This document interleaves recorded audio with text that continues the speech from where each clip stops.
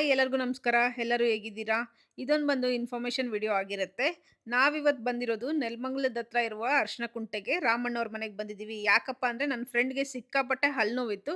ಸರಿ ಹಲ್ಲಲ್ಲಿ ಹುಳ ತೆಗ್ಸೋಣ ಅಂದ್ಬಿಟ್ಟು ಬಂದಿದ್ದೀವಿ. ಸೊ ನೀವು ಕೂಡ ನೋಡ್ಬೋದು ಅವ್ರ ಹಲ್ಲಲ್ಲಿ ಹೇಗೆ ಹುಳ ತೆಗಿತಾ ಇದ್ದಾರೆ ಅಂತ. ಈ ಪ್ರೊಸೀಜರಿಂದ ಯಾವುದೇ ಸೈಡ್ ಎಫೆಕ್ಟ್ ಇರಲ್ಲ. ಹಾಗೆ ಇಮಿಡಿಯೇಟಾಗಿ ನೋವು ತುಂಬಾನೇ ಕಡಿಮೆ ಆಯ್ತು ನನ್ನ ಫ್ರೆಂಡ್‌ಗೆ. ವಿಡಿಯೋನ ಹೀಗೆ ಕೊನೆವರೆಗೂ ನೋಡ್ತಾ ಇರ್ರಿ. ಎಷ್ಟು ಹುಳ ಬಿದ್ದಿತ್ತು ಅಂತ ಕೂಡ ತೋರಿಸ್ತೀನಿ. ಹಾಗೆ ಪ್ರೊಸೀಜರ್ ನೋಡ್ಬೇಕಾದ್ರೆ ನಂಗಂತೂ ತುಂಬಾನೇ ಆಶ್ಚರ್ಯ ಆಗ್ತಿತ್ತು. ಸೈನ್ಸ್ ಹೇಗ್ ವರ್ಕ್ ಆಗ್ಬೋದು ಅಂತ.